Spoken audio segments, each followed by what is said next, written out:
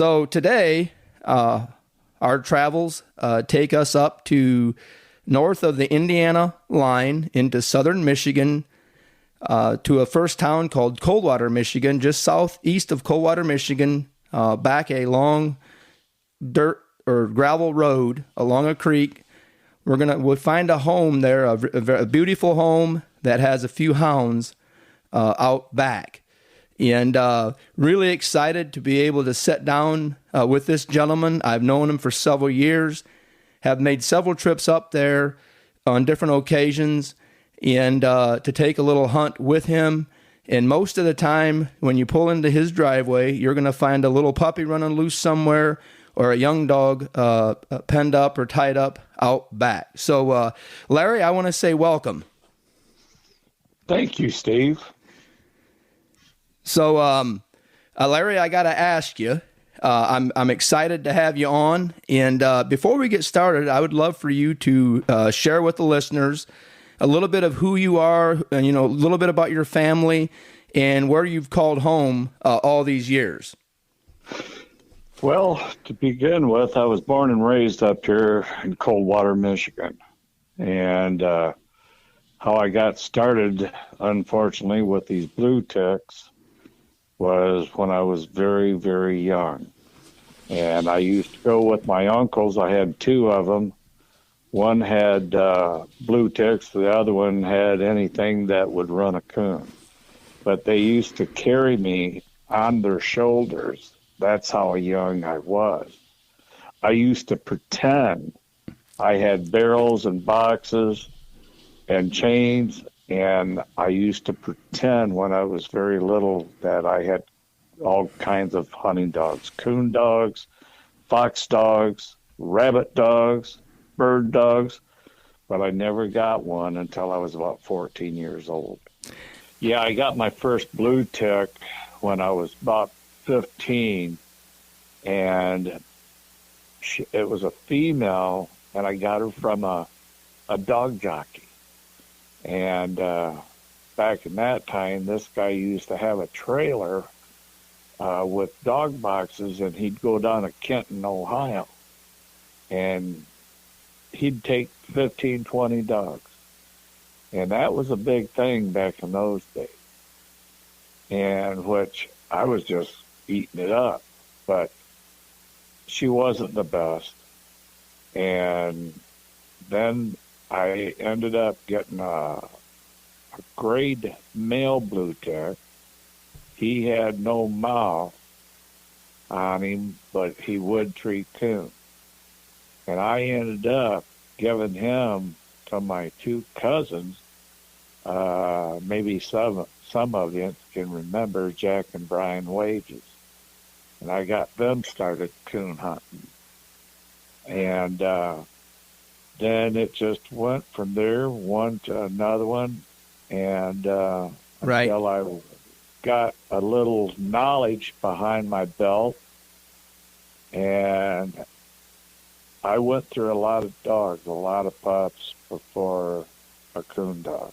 Right. Before we get into that, Larry, I'd love to have you share with the viewers, for those that wasn't fortunate enough to go to Kenton Nationals. I actually, I think I was 17 or 18 when I went to my first Kenton Nationals and went there 2 or 3 different times. That was quite the place, wasn't it? It was the place to be. And you could find anything, you could buy anything, you could trade anything. And it was just one big time. And I'll never forget, there was this little boy walking around there, always with a different dog, coon dog. And he had just an old baling twine around the dog's collar. And he would say, anybody want a coon dog for $25? That was the days. $25. And that boy, at the end of the day, I bet he went through probably 12, 15 different dogs. and they had they always had ferrets down there. And a lot of people probably doesn't know this, but what they used ferrets for, my uncle had a ferret, and they'd use them to put in rabbit holes and scare the rabbit out, and they'd catch the rabbit. And anything to put meat on the table back in those days. But it was just a great time, and everything, just like everything else, it seems so simple. And I bought a light down there. I forget the name of it, but it was like a 8-cell flashlight. And it was, I remember getting my first night light, then wheat light, sunburst, and how they came up, of course, tracking system. There was none. There was nothing. And Steve, while we were talking here, out of everything that they have, technology, probably the best thing is the Garmin. Oh, I would have to agree with you on that. Years ago, and I'm sure you did the same thing, when you got done hunting, if you couldn't find your dog, or whatever may happen, especially a young dog, and you had to go to work or you had to get home or whatever, there was nights that you'd just lay a coat out, and usually the next day when you went back there, he'd be laying on the coat. You'd pick him up and go back home. I'm sure it was the same way for you. Exactly. And that's what my uncles had told me to do. And I remember not even using a compass. But then the compass, I had an old compass that I carried in my pocket for years and years and years. And that dog would always come back to your hunt coat. I'd peel off my hunt coat. That's what they did back then. And there wasn't no threat about having a dog stolen back in those days. People always would help you, neighbors or whatever, if they seen the dog. But it's not like that anymore. Right. Now, Larry, I've come up and I've had the privilege of hunting with you many different nights and occasions. And when it comes to North Country hunting, you've got some of the best hunting up there, and had that for people, especially for a young person. You've had some really good hunting for a lot of years. What advice could you give someone to, what has allowed you to have that kind of hunting for so many years? Because I know you don't own a lot of that. I mean, a lot of it is farmers and stuff. So what would you say has allowed you to do that? Times are different, Steve.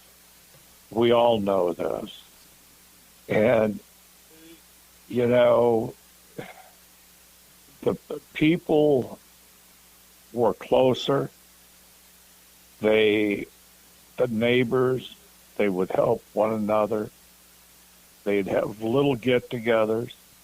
And when it came time to go hunting, and one of the reasons why, anywhere that I looked at, and everybody's like this, I'm sure, you could hunt it. People really didn't care if you was to go on their property. But for respect, I was always taught to always ask them if it's okay. And that makes things even sweeter. And unfortunately, times has changed, and it's not like that any longer.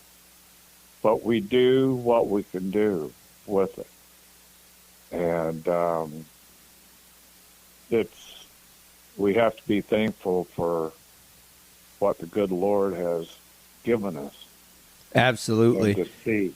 Absolutely. Well, so we'll pick up from so you had that blue tick, and you went through several like a lot of us did, in search of finding that one that you was looking for. Now, I know you've hunted in the competition hunts for several years. Kind of share with us a little bit when you got your first what you consider your really good dog, and then what put the bug into you that you would decide you wanted to go compete? I guess probably because of all of my friends, and I was pretty impressed with people, what I was hearing. And like I said, I was introduced to Ed Meade in 1974. I was 21 years old.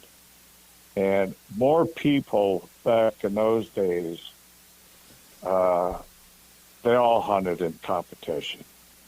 And it wasn't anything to go on a weekend to a local club. And there would be between 60, 70, 80 people, depending on the hunt. But it was always a great time. And probably my first dog that I really started putting in the hunts was a dog that I called Trap. And he was, his grandfather was Wireman's Rice Creek Buck. And very nice dog. Now, did you raise him from a puppy? Yes. And you would have hunted with the buck dog, right? Oh, yeah. So tell me. Very nice dog. Yeah. So tell me. I know. You obviously live in hound country. Obviously, with the likes in Michigan, Frank Giddings with the Walker breed, Dave Dean with the blue tick breed, Ed Meade with the blue tick breed. And I know for me as a young man, when I first competed up there, I hunted with some really, really nice dogs. What was the buck dog like? And is that maybe the reason that you wanted to hunt Trap? Definitely. I guess the dog, and, to be honest with you, I've had so many of them, Steve. I've forgot, but there was a dog that I had before him that I used to competition hunt, and his granddaddy was Hammer 2. And you would have hunted with Hammer 2? Yes, he was off of Jack Ritz's Ace dog. Yeah. Ray Ace was off of Hammer 2 and Heimhoff's Ripple. Just great dogs. There was blue dogs all over the country up here. And then I went to the Trap dog off of Wireman's Rice Creek Buck. And the buck dog was a super, super nice dog. And I'll never forget, down here at the lake, him and my Simon dog was running a track, and he'd shut up. The buck dog shut up. And I asked Claude, we were sitting on the tailgate. I says, what's he doing? And he says, he's looking at him. And about that time, that dog pulled up, located, and locked it down. And those dogs, his grandson, Buck's grandson, which I owned, the Trapper dog, he would shut up on a track just before he'd get treat. And I think, honestly, those dogs knew how close they were, and they were going to shut up and push that coon up or either catch him. Right. Now, so would you hunted with the original Hammer dog then? Or Hammer 2 would have been your first one that you would recall? Yes. So let me ask you this. I know we've had a few of the discussions and stuff. Did you have any of the Hammer dogs? Because for viewers, I'd say, being around you for a lot of years, I know starting young dogs has always been a huge passion of yours. Is that still today? That's still what you enjoy doing today? I enjoy doing that. I always have. And, you go through a lot of pups. And I didn't realize this back at the time. It's just like going back to setting a coon up on a 12-foot fence post and let the dogs tree.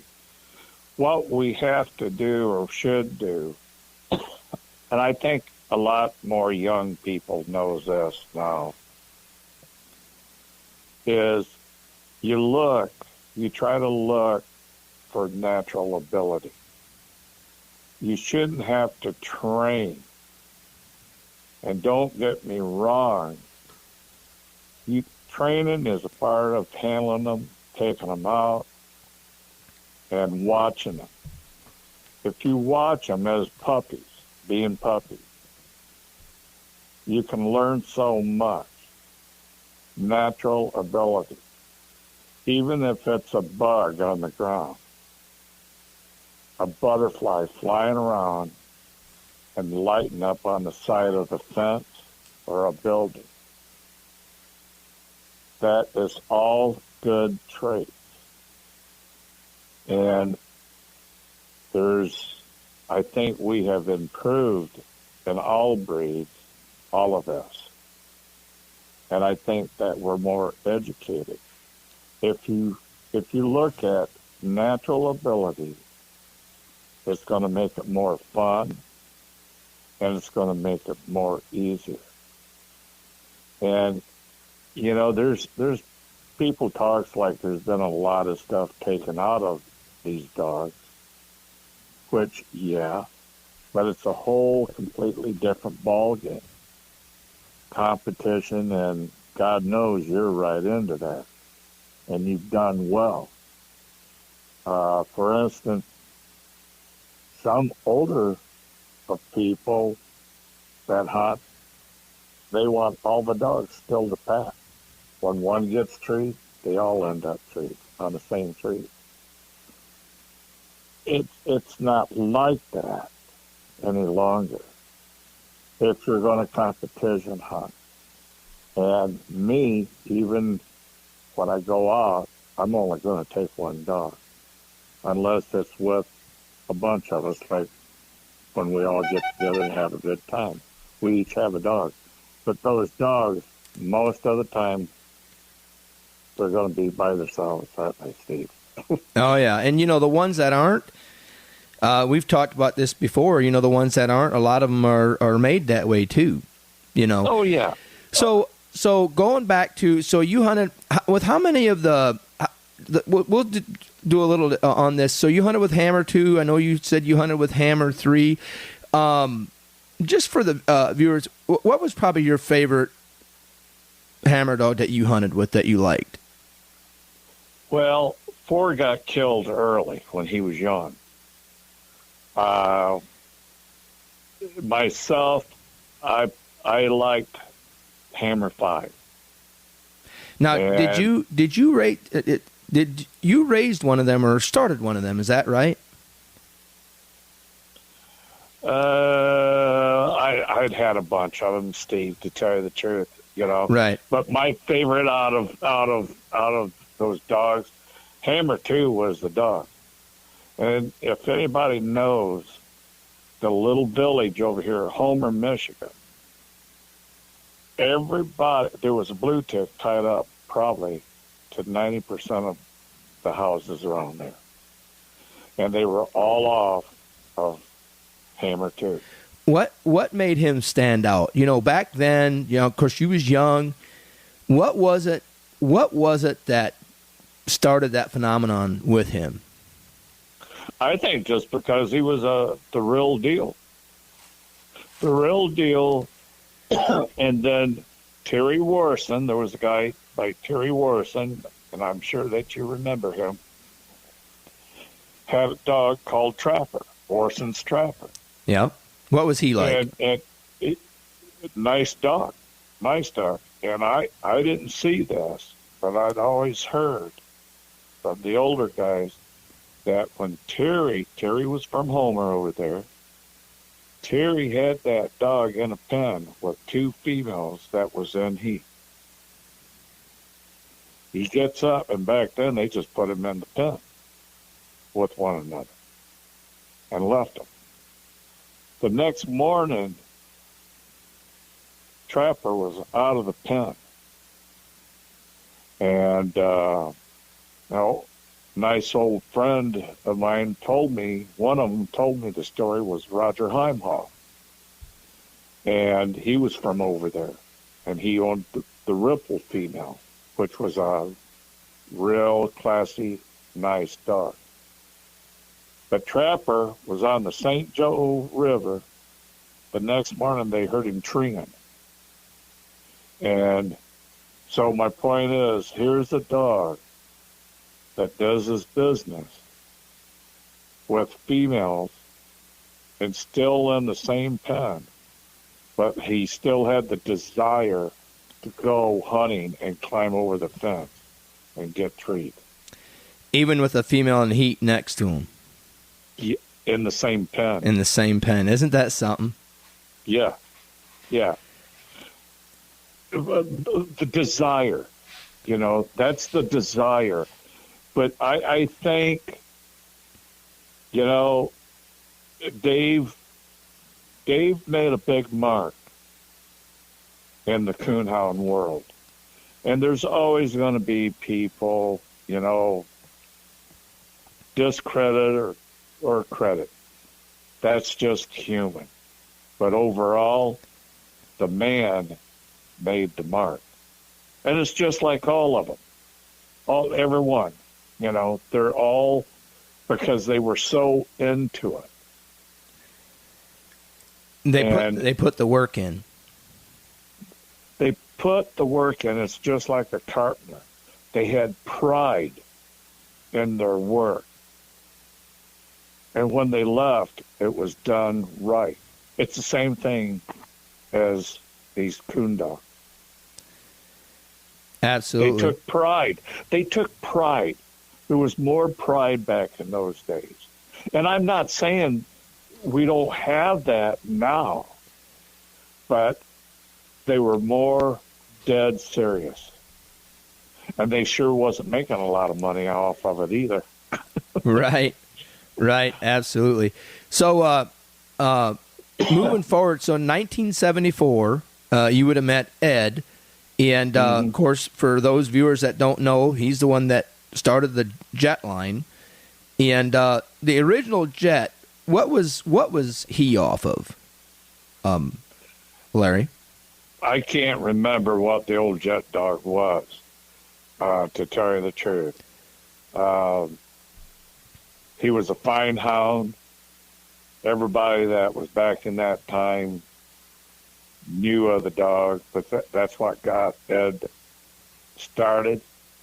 And Ed and Dave, they were back and forth, and they all, Claude Wireman that had the Rice Creek dog, he was right up there in the same neck of the woods as Ed. And everybody had the same drive and same interest, and they knew what a coon dog was.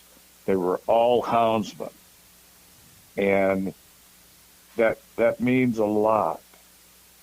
And everything, as we get older, we slow up. But out of the jet dogs, I loved Jet 4. I've never got to hunt with him, but I've heard that a lot. What made him so special, Larry, or what was it that stood out with him to you? Jet 4, I had never seen pups, I should say pups, to split tree and hold pressure than what I seen out of that dog. That dog developed something that I had never seen. And I don't think a lot of people have seen that. And I can recall a friend down in Florida, Jimmy Yon, was up here. John Sturry, a dear friend of mine, and Ed and myself, we went over on this lake, and it's rough. We had 4 pups. Probably the oldest pup was probably 7 months old. And they were out of 3 different females. We had 3 trees with 4 puppies. 2 was together, the other 2 was split. And they all had coons. And they was how old? And the oldest was 7 months. That's pretty awesome. And that's when and you know, I mean, my hat goes off to Ed, I mean, to see that. And there was a lot of independence there. A lot of independence. Right. Now, you've hunted a lot of dogs from that line. I mean, that's what the majority of kind of what you've hunted for the last several years. Is that right? Yeah. So going back to Trapper, now you made him a Grand Knight. Is that correct? Yes. Okay. Would he been your first Grand Knight, or would you had one before him? The first. Okay. So you have Trapper, and where do you? What happens from there?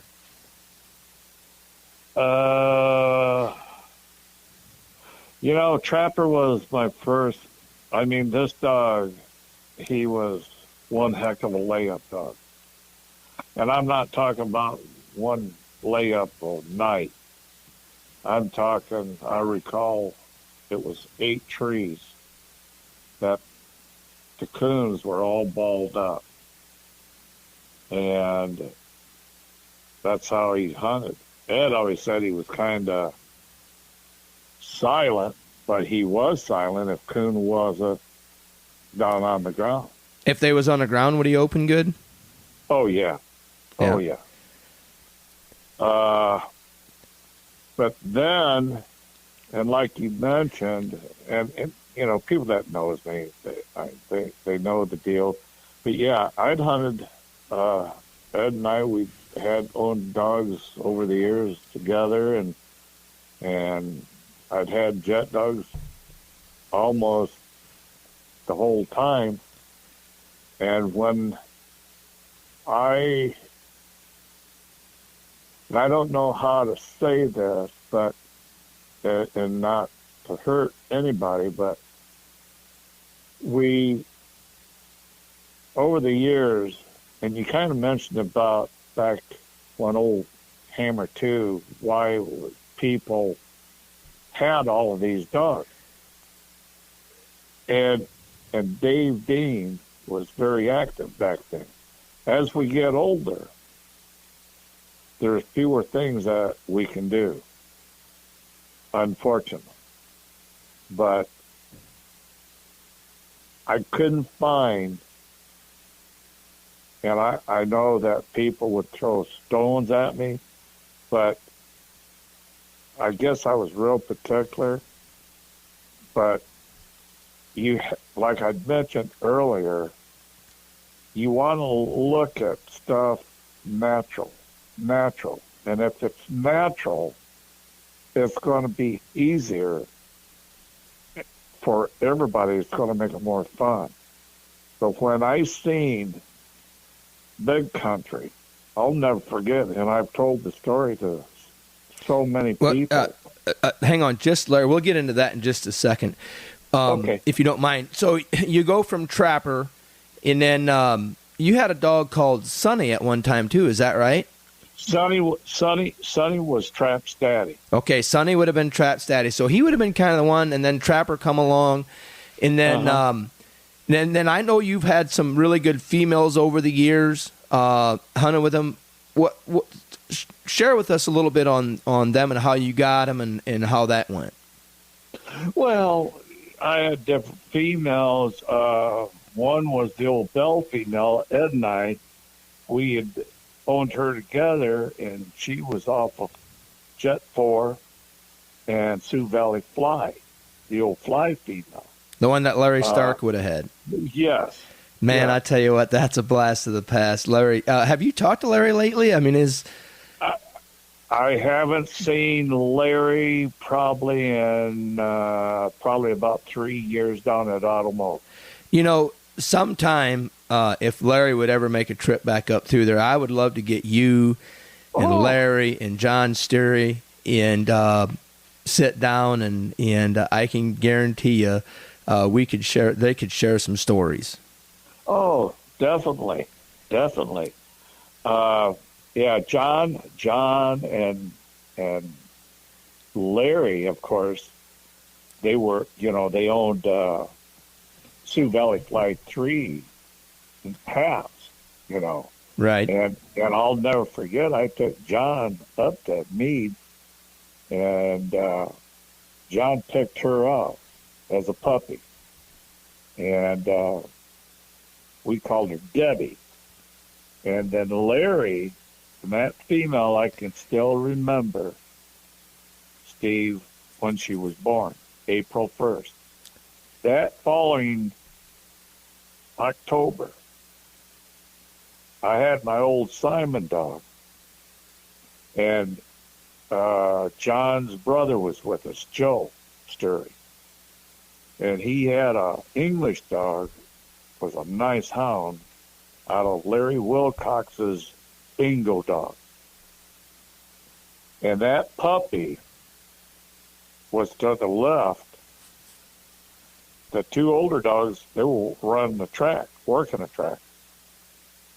And that puppy at 6 months old, October 1st, got treated. She had 2 big coons up there. And I've seen that dog when she was alive, 20 degrees, and you wouldn't think that we shouldn't even have been out, but you wouldn't have thought that any dog could treat. But we all have memories like that. And that female, I always said, could make coon. And I'd seen her just come up, 20 degrees out, and have a coon. She was a very, very nice dog. You know, talking of that, Larry, and I want to touch just a little bit on that. I've hunted in the North all my life, and you often hear the North dogs versus the South dogs, and, where the coons aren't as plentiful down there, and their coon fall over each other up there. There's times of the year up there where it takes a pretty fair hound to look good when the conditions get tough. And southern Michigan, you can have a foot of snow on the ground and still tree raccoons. Oh, yeah. But it takes a good dog. I mean, it's not as easy up there. I would consider that probably, there's times of conditions up there. Yeah, there is a lot of raccoons there. But there's nights that they're laid up, and it's still tough to go tree one, wouldn't you say? With saying that, we have a friend, Ranucci. Oh my goodness! Yeah. Someday we'll get you and him on a podcast together. That'll be a hoot. Oh boy! Yeah, that'll be a hoot, all right. But he would come up here when he had John Gotti or Paisan, and we'd hunt. Coon's not moving. Now, we know, you and I, we know when we say coon ain't moving. He used to call this Candyland because of all the coon.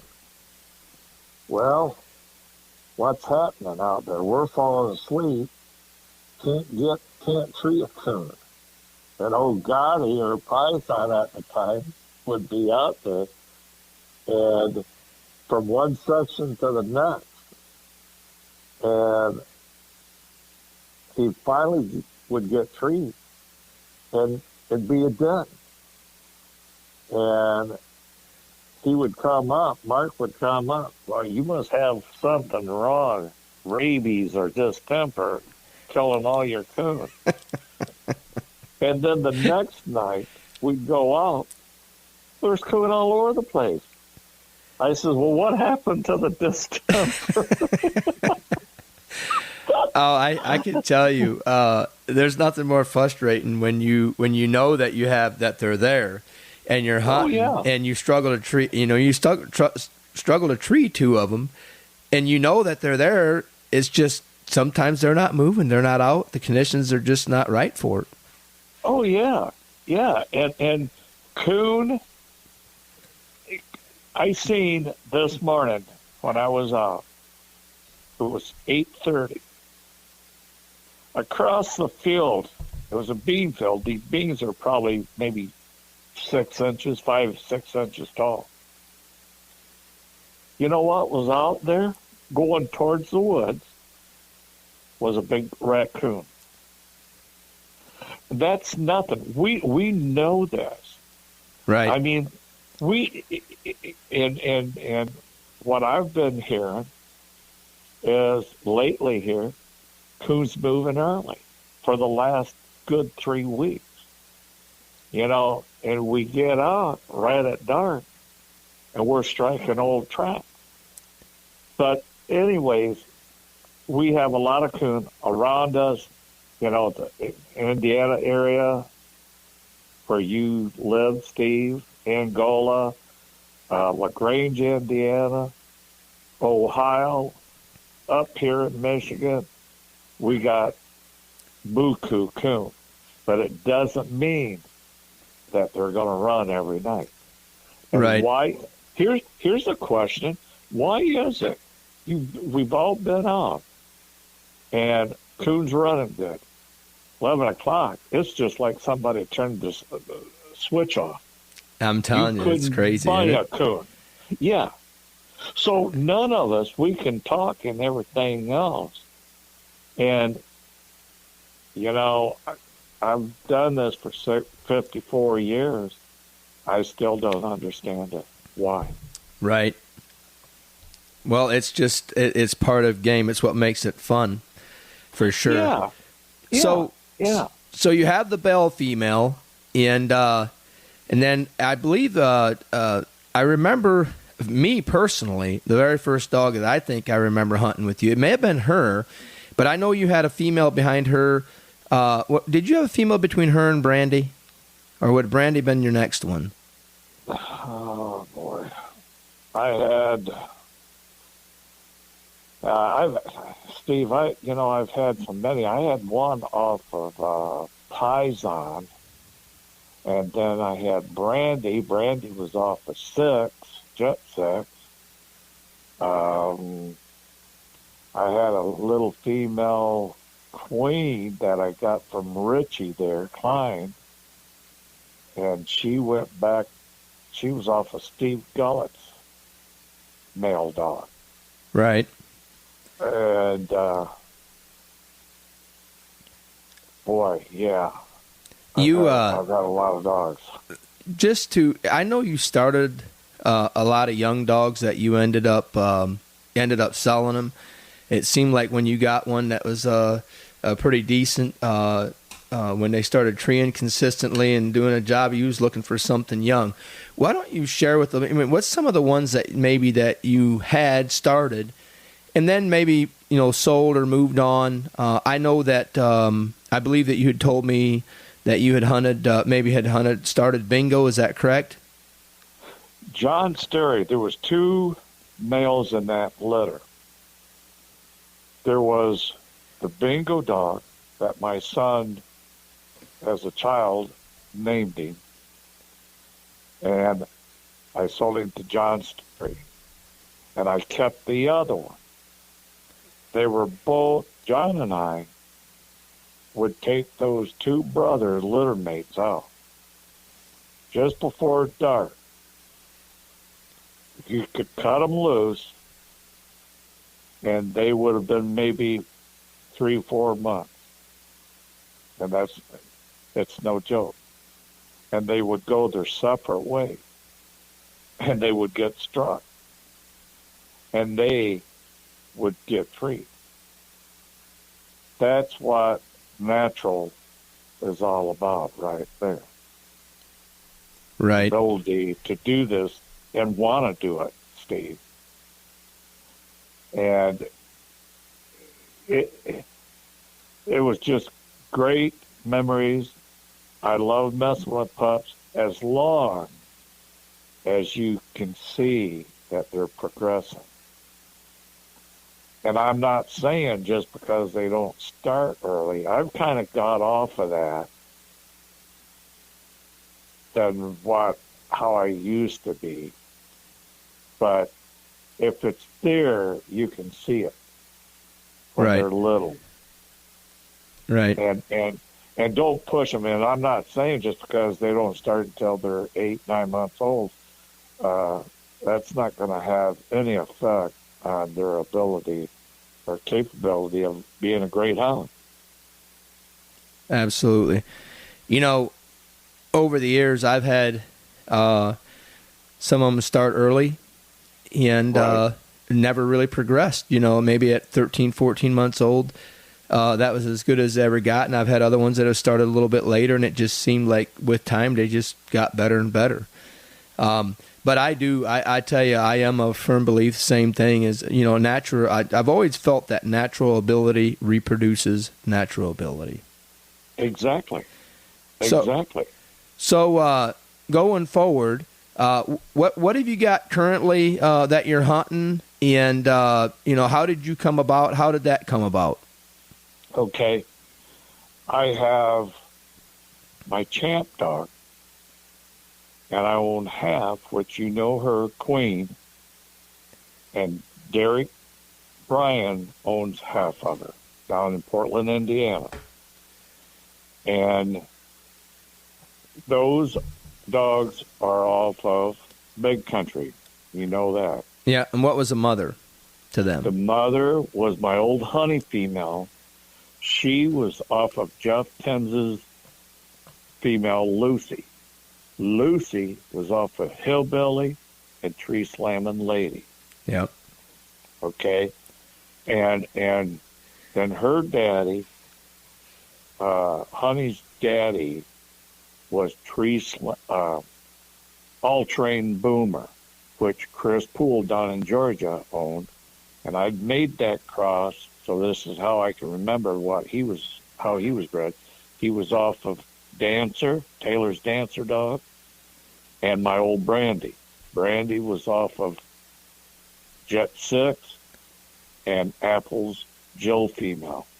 Jill would have been the same cross. She'd have been a sister, but out of a different cross, the same as Sioux Valley Fly 2. Okay. Yeah. And the Jill female would have been owned by Joel or Jake. Both of them. Yeah, Joel and Jake Apple from Wisconsin. Yep. Yes. And at the time, Ed owned her. Okay, but absolutely. Ed sold her to those boys. So the honey female would have had a lot of your breeding in, or you would have hunted with most of them dogs in behind her. Oh yeah. Yeah. And you know, I liked old Hillbilly. And that cross, I think they made that cross with Hillbilly and Tree Slamming Lady like 4 or 5 times. And actually, I had, I think, 2 of those females at one time. But I'd seen several that ended up nice dogs. Right. Some of them could be tight. But overall, you know, natural ability, here I go back, and not to sound like a broken record. But that's what everybody should look for. Right. So you bred her to Big Country, and Yes. what made you decide that that's what you wanted to do? Because you've line bred most of your all your life, so this would have been a total outcross. Is that right? Yes, I have. And you know, you know all of this. And when I seen that dog up there at Bellevue, Michigan, I thought, wow, what a dog. That dog looks like a dog should be. Put up, tight-haired. That's the style of dog I like. So, as you know, when my old honey female came in, we bred them. But, you know, there was people that would always ask me after we bred, what kind of dog? What kind? Did he do this? Did he do this? And I don't mean this mean, but I ended up saying he's a coon dog. Because they would ask me, was he tight? Could he cover ground? Was he fast on track? I've seen the dog take tracks when you had him, Steve, from strike to tree, a distance, and open all the way. I'd seen the dog just fall tree. I'd seen the dog open up here, open up there, and tree. And I would tell them, the thing of it is, at the end of the track, up in the tree, the dog would have a coon. Right. Only one time I seen that dog out of 22 times that I'd hunted with that dog. And I wanted to take a picture of him, and he was blank. And he'd left one section, went into another section, and that was the only time I'd seen that dog come up short. And you knew it as we were going. Yeah, I remember that night. You wanted to snap a picture of that tree, and I told you I was going to break your phone if you did. Yeah. No, I tell you, Larry, over the years, I really have enjoyed coming up there, and I know, we could spend hours, and we will. Yeah. We'll have another a podcast that we'll do on some of the hunts and stuff, but very memorable hunts. But so you had two pups you kept out of that cross. One you called Champ, one you called Queen, and tell us a little bit about Champ. Because I know you currently have him and kind of are hunting him, that kind of thing. Yeah. Well, you know how I am. Always been, it is just luck. You got to have a little luck along the way. And I'm no big breeder, or I don't say a whole lot about the dog. But we recently, back in March, we bred him to a friend's female, Scott Phillip. His female is off of, Scott's probably going to kill me for saying anything about this, but she's off of Jet 10. And it goes back to Jerry Tucker's Boomer dog. And those puppies are unbelievable. Now, how old would they be? So it's bred in March, so April, May, or so they was born in March, or? Yeah, they'll be 4 months old. Yeah, they were born March 8th, so they'll be 4 here a few days. Right. And Ed went over to Scott's house and picked 4 up, I think 3. Scott doesn't want to let them go. I got 2 of them here. Right. That I'm going to keep. And Ed, he got a hold of me the next night. And I had one that was supposed to be leaving. And Ed wanted to come down and get him. And Ed had complimented on his pups very, very high. How good. And I think Chad Trumbull had made a short video of those puppies. And they're They're nice pups. And I haven't done nothing with mine, but I don't know. They're out there. I take them for walks, and they're all over the place. Right. I had one that about 3 weeks ago, he was working a deer track across the cornfield. You see, that's what I say. If you watch them, if you watch puppies, take your time with them, let them be puppies. There's pieces that are falling off of them that's going to show you what they're going to be. Right. And these pups are going to make some dogs. So that's your next that's your next project. Yes, and we bred Queenie to the cash dog down in Kentucky of Rockies, and they just turned 7 months old. I have a male, and I haven't done anything with him, and so we'll see. We'll see. Time will tell. Time will tell. Right. Well, you know what, Larry? It's been really, really interesting having you share with the folks. I asked you earlier, we wasn't on recording or whatever, but being a houndsman for well over 50 plus years, what is it about that has kept you? Is it the intriguing of seeing that young dog start? Is it just the fact of it's a passion, it's in your blood? What has kept you for being a houndsman for all these years?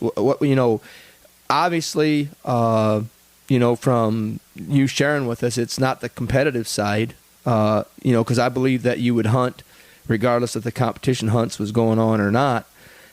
What is it about a houndsman that's kept you doing it for so many years? Just the love for it, and it's either in your veins or it's not. And I've went, just like all of us, we've went through hard times, but we always keep this in our veins. And I've seen a lot of people over the years, they come in and they go out. And I've thought from time to time that about just, giving it up because the changes, but I can't. I don't know what I would do. And I'm going to do it as long as the good Lord allows me and to do it. And I guess the big thrill of it is to see a pup progress. And if we all remember having those good nights of hunting when we were kids, and you go back home and you can't hardly go to sleep. You still have those nights after all of those years. And that's what keeps you going. Absolutely.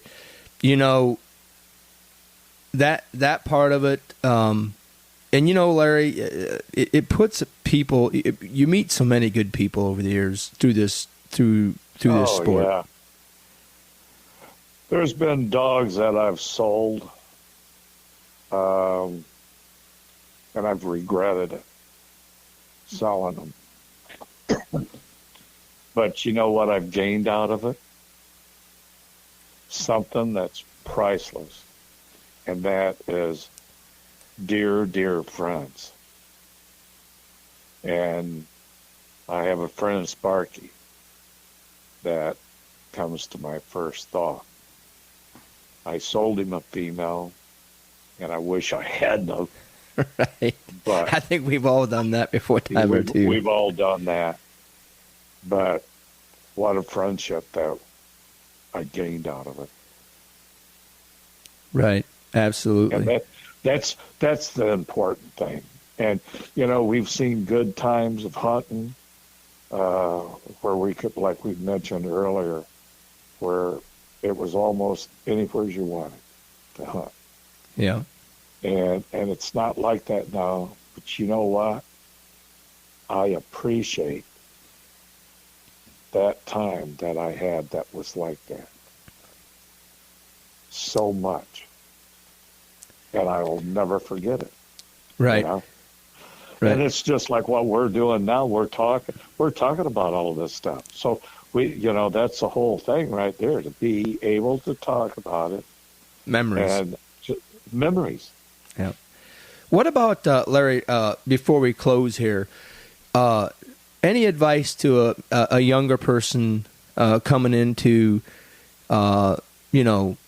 maybe the sport or, being a houndsman? What is some advice you give a young person? What advice would you give a young person? Boy, we've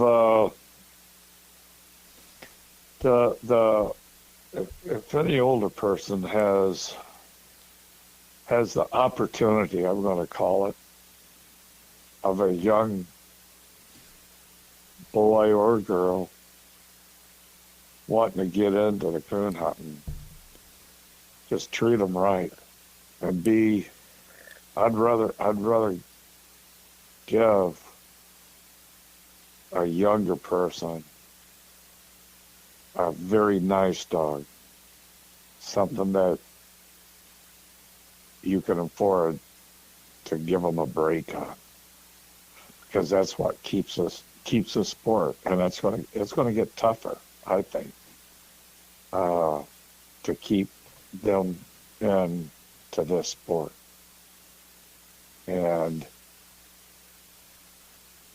I hope that people that hears this can think about it. It's not just making a buck. It's about passing this trait on down. Passing on the tradition. Yes.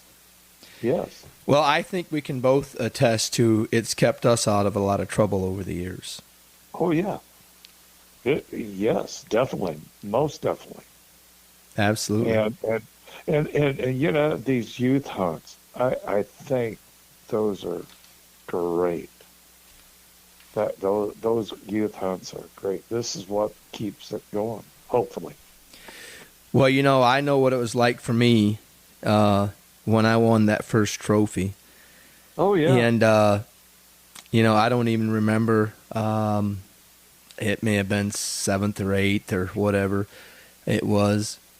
But I can honestly tell you, it was almost like a world hunt for me. Sure. And so absolutely. So and you still remember that today. Today, yeah. It was it was actually out of the old Marcellus, Michigan club, is where it was at. Yeah. And man, that's another whole topic. We'll get into some of that at another time. But hey, Larry, I want to just say, hey, thank you so much for coming on and sharing. Love to do this again sometime with you and talk about some of the hunting clubs. The area that you're in up there is just so rich with history, with a lot of hunting clubs, and I'd love to do a conversation on some of that as well. But I want to say thank you so much and for coming on and sharing a little bit about you and what it is to be a houndsman. I've always enjoyed my travels up there and getting the opportunity to hunt with you. And obviously I'm in Florida now, but I do come up there about once a month. And when I come up there, I would love to come up there and take another one of them hunts. And Steve, first of all, I thank you, and you're completely welcome. And I've just like I've always told you, you're always welcome up here. Absolutely, Larry. Well, with that, we're going to sign off, and I want to say thanks again, and we're going to say good night. So, okay. All right, absolutely, Larry. Good talking to you. Okay. Nice talking with you, Steve. You bet. Bye-bye.